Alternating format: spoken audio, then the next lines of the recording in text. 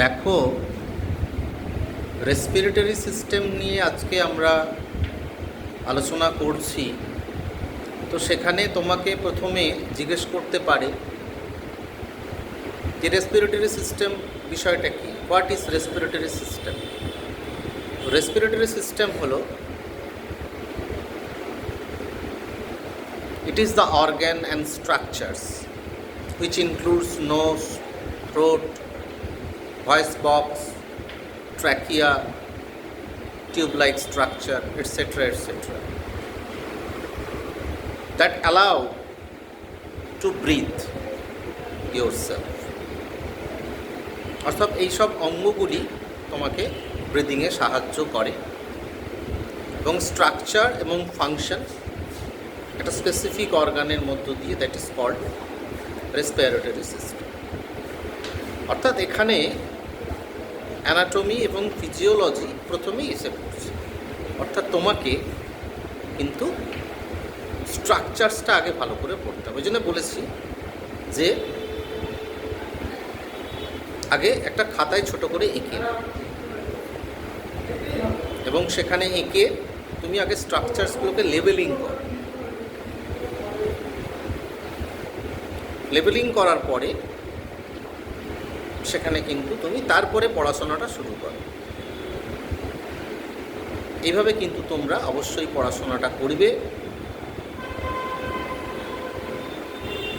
এবং যারা ইংরাজিতে ঠিক বুঝতে পারবে না তারা গুগলে বাংলায় সার্চ করে তথ্যগুলো তোমরা কিন্তু খাতায় লিখে নিতে পারো এবং ছোট ছোট কিছু কোশ্চেনে দেওয়া আছে,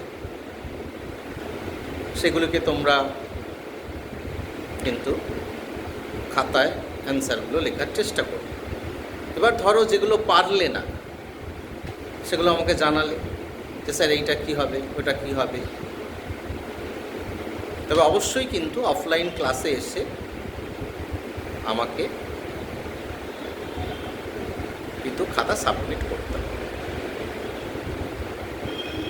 যদি কেউ ভুলে যাও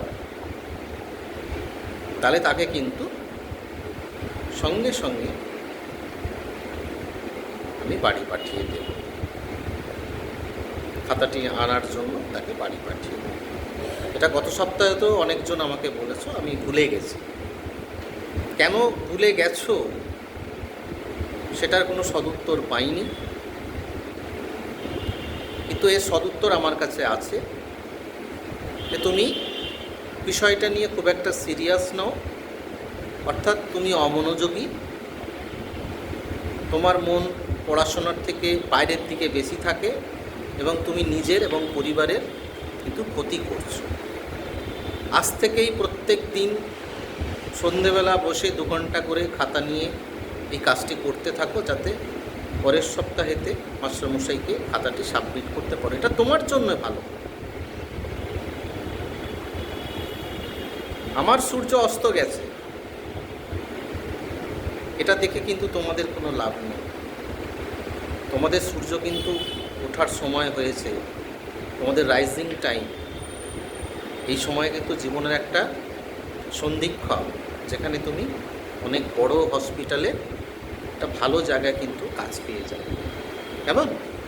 অবশ্যই কিন্তু মন দিয়ে পড়াশোনা করবে, নিজের স্বাস্থ্যের দিকটা খেয়াল রাখবে, ফিজিক্যাল হেলথ, মেন্টাল হেলথ, মানসিক দিকটাও কিন্তু অবশ্যই কিন্তু খেয়াল রাখবে। আর ভালো করে পড়াশোনা করবে এবং নেক্সট উইকে অফলাইন ক্লাসে খাতাটি সাবমিট করবে এবং যা যা প্রশ্ন থাকবে আমাকে কিন্তু করবে। কেমন?